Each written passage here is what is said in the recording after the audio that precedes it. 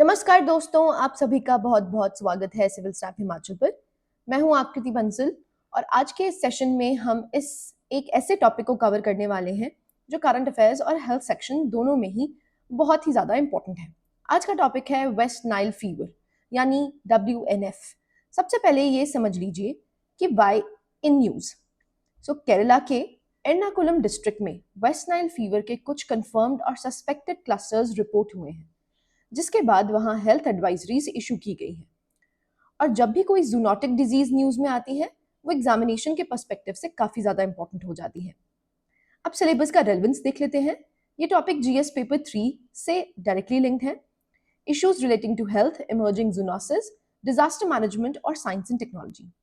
आज के वीडियो में हम कवर करेंगे वायरस की वायरोलॉजी, वेक्टर और रेजर्वॉयर डायनेमिक्स, क्लिनिकल सिविरिटी क्या है, इसका ग्लोबल स्प्रेड क्या है और इंडिया का नेशनल कंट्रोल फ्रेमवर्क क्या है। तो चलिए शुरू करते हैं। तो दोस्तों, सबसे पहला सवाल, वेस्ट नाइल फीवर है क्या? इसका कॉजेटिव एजेंट है वेस्ट नाइल वायरस। ये एक single stranded positive sense RNA virus है जिसे हम +SS RNA लिखते हैं। टैक्सोनॉमी याद रख लीजिए, फैमिली है फ्लैवीवर्डे और जीनस ऑर्थोफ्लैवी वायरस। अब ये पॉजिटिव सेंस का मतलब क्या होता है, बहुत सिंपल लैंग्वेज में समझिए। पॉजिटिव सेंस आरएनए को होस्ट सेल के राइबोसोम्स सीधा पढ़ लेते हैं और तुरंत वायरल प्रोटीन्स बनाना शुरू कर देते हैं, यानी कोई एक्स्ट्रा स्टेप नहीं। इसलिए रेप्लिकेशन साइकिल बहुत रैपिड होता है। दूसरी इंपॉर्टेंट बात, इस वायरस में प्रूफ रीडिंग एंजाइम्स नहीं होते आरएनए रेप्लिकेशन के दौरान। इसका रिजल्ट ये होता है कि म्यूटेशन रेट बहुत हाई रहता है, जीनोम तेजी से बढ़ता जाता है और इसी वजह से वैक्सीन डिजाइन करना एक बड़ी चैलेंज बन जाता है। और अब prelims high yielding point note कर लीजिए। फ्लैवीविरिडे फैमिली में सिर्फ वेस्ट नाइल ही नहीं है, बल्कि dengue, Zika, Japanese encephalitis, yellow fever और क्यासानूर फॉरेस्ट डिजीज, ये सब आते हैं। एग्जाम में मैचिंग टाइप क्वेश्चंस आपसे पूछे जा सकते हैं। अब बात करते हैं ट्रांसमिशन की, यानी ये वायरस फैलता कैसे है। Number 1, primary vector. West Nile virus exclusively फैलता है क्यूलिक्स मॉस्किटो के इन्फेक्टेड बाइट से।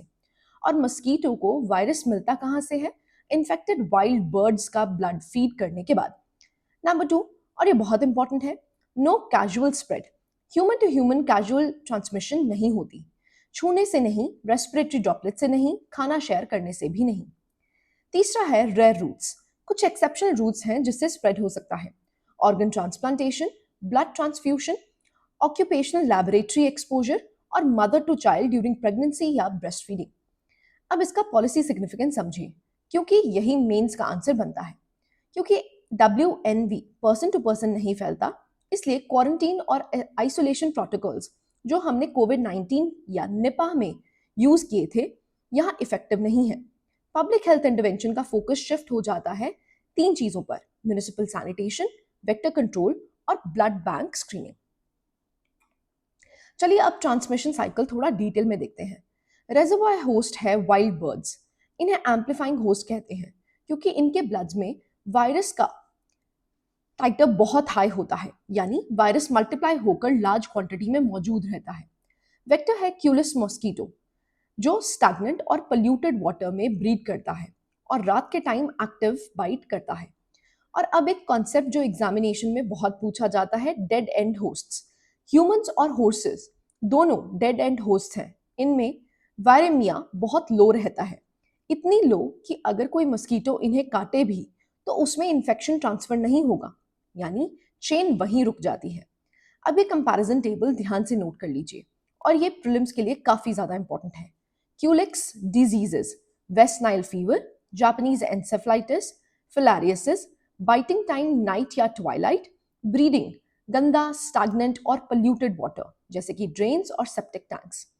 दूसरा है एडीज इजिप्टाई। ये डिजीजेस कॉज करता है dengue, chikungunya, Zika, yellow fever. Biting time आपको डे टाइम देखने को मिलता है। ब्रीडिंग है क्लीन स्टोर्ड वाटर जैसे कंटेनर्स या डिस्कार्डेड टायर्स में। Anopheles disease malaria, biting time night time है, ब्रीडिंग क्लीन स्लो मूविंग या फ्रेश वाटर बॉडीज। एक लाइन में ट्रिक याद रखिए, क्यूलिक्स को गंदा पानी चाहिए, एडीज को साफ जमा हुआ पानी चाहिए और एनोफिलीज को साफ बहता पानी चाहिए। अब क्लिनिकल पिक्चर, इससे याद रखने का सबसे आसान तरीका है 80-20-1 रूल। 80% केसेस एसिम्प्टोमेटिक होते हैं, यानी साइलेंट इन्फेक्शन इंसान को पता भी नहीं चलता और वो रिकवर हो जाता है। 20% केसेस में होता है actual waste Nile fever, acute febrile illness, severe headache, fatigue, rash और बॉडी एक। और 1% से भी कम केसेस में होती है न्यूरो इन्वेसिव डिजीजेस, यानी encephalitis, meningitis, acute flaccid paralysis, coma, और इसमें फर्टिलिटी रेट काफी हाई होता है। इंक्यूबेशन पीरियड कितना है? 2 से 14 दिन का। और इम्यूनो कॉम्प्रोमाइज्ड पेशेंट्स में ये 21 दिन तक भी जा सकता है। माइल्ड फीवर जनरली 3 से 10 दिन में रिजॉल्व हो जाता है, लेकिन फटीग और न्यूरोलॉजिकल सीक्वल को महीने भी लग सकते हैं। हाई रिस्क एज ग्रुप्स कौन से हैं? 60 साल से ऊपर के एल्डरली और वो पेशेंट्स जिन्हें पहले से hypertension, diabetes, renal disease, cancer या जिनका ऑर्गन ट्रांसप्लांट हुआ हो। इनमें से स्वीयर न्यूरो इन्वेसिव डिजीज का रिस्क काफी ज्यादा होता है। अब थोड़ी हिस्ट्री और ग्लोबल स्प्रेड देखते हैं। ये वायरस सबसे पहले 1937 में आइसोलेट किया गया था वेस्ट नाइल डिस्ट्रिक्ट युगांडा में। इसी जगह के नाम पर इसका नाम पड़ा है। उसके बाद 1953 में नाइल डेल्टा में इसे बर्ड्स में आइडेंटिफाई किया गया।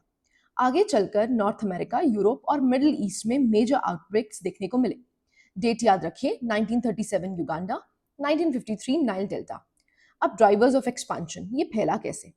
पहला, माइग्रेटरी बर्ड्स, प्रवासी पक्षी इसे ट्रांसकॉन्टिनेंटल ले जाते हैं मेजर ग्लोबल फ्लाईवेज के थ्रू, जैसे सेंट्रल एशियन फ्लाईवे जो इंडिया से भी गुजरता है। दूसरा है क्लाइमेट चेंज, वार्मिंग की वजह से ब्रीडिंग सीजन लंबा हो जाता है, वायरल इंक्यूबेशन तेज होती है और मस्कीटो की ज्योग्राफिक बाउंड्री एक्सपैंड हो जाती है। तीसरा है इंडियन कंटेक्स्ट, इंडिया में रिपीटेड क्लस्टर्स मिलते हैं, केरला में कोझिकोड, थ्रिसूर और एर्नाकुलम। इसकी वजह से वहां की डेंस वेजिटेशन और मॉनसून वाटरलॉगिंग जो क्यूलिक्स के लिए परफेक्ट ब्रीडिंग कंडीशन बनाती हैं। अब डायग्नोसिस और ट्रीटमेंट। लैबोरेटरी डायग्नोस्टिक्स में 3 चीजें इंपॉर्टेंट हैं। पहला, सीरोलॉजी यानी आईजीएम, एलिसा, ये प्राइमरी टेस्ट है, सीरम या सीएसएफ पर किया जाता है।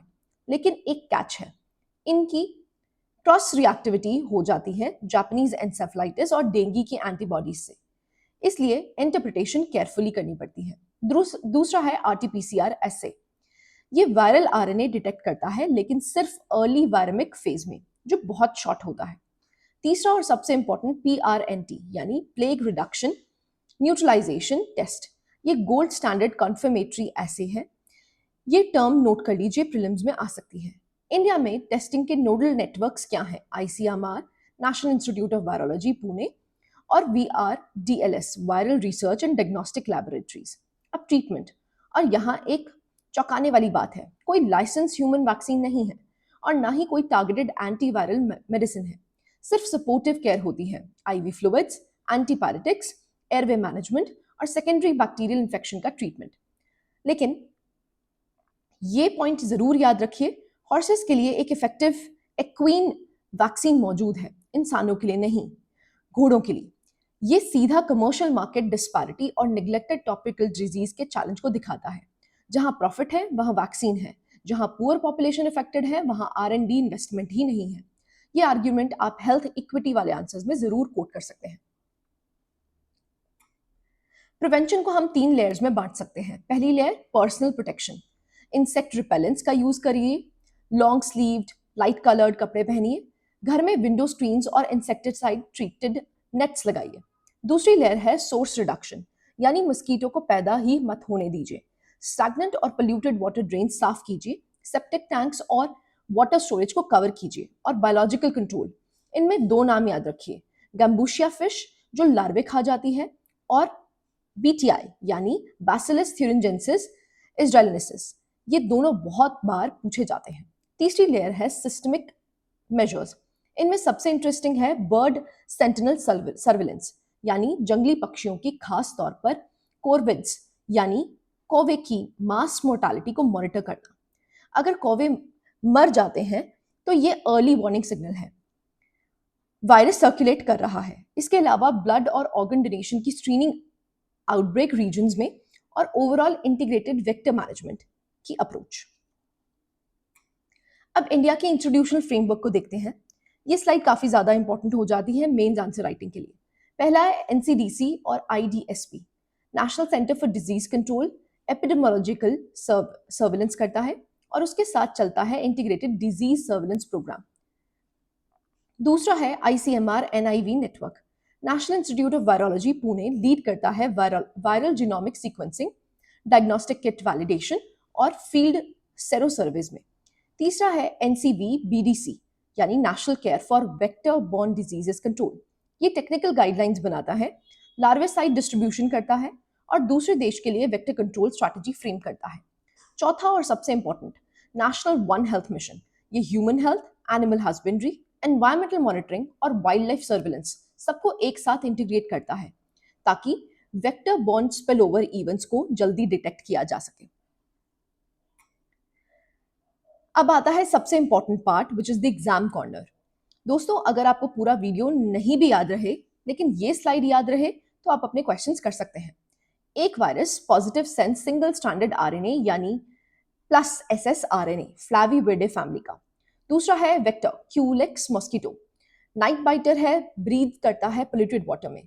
तीसरा है होस्ट, बर्ड्स जो कि नेचुरल रेजर्वायर है, ह्यूमंस और हॉर्सेस डेड एंड होस्ट्स हैं। वैक्सीन हॉर्सेस के लिए अप्रूव्ड है लेकिन ह्यूमंस के लिए कोई भी अप्रूव्ड वैक्सीन नहीं है। मेन्स पॉलिसी और one health angles, urban sanitation, drainage failure ही क्यूलेक्स ब्रीडिंग की जड़ है। दूसरा क्लाइमेट लिंकेज, लंबा मॉनसून और वार्मिंग दोनों जूनोटिक स्पिलओवर को एक्सेलरेट करता है। One health approach, avian mortality की सर्विलेंस एक अर्ली वार्निंग रडार की तरह काम करती है। दोस्तों, अगर ये ब्रेकडाउन आपको यूजफुल लगा हो तो वीडियो को लाइक जरूर कीजिए, अपने फेलो एस्पिरेंट्स के साथ शेयर कीजिए और अगर अभी तक आपने सिविल स्टाफ हिमाचल चैनल को सब्सक्राइब नहीं किया है तो सब्सक्राइब कर लीजिए।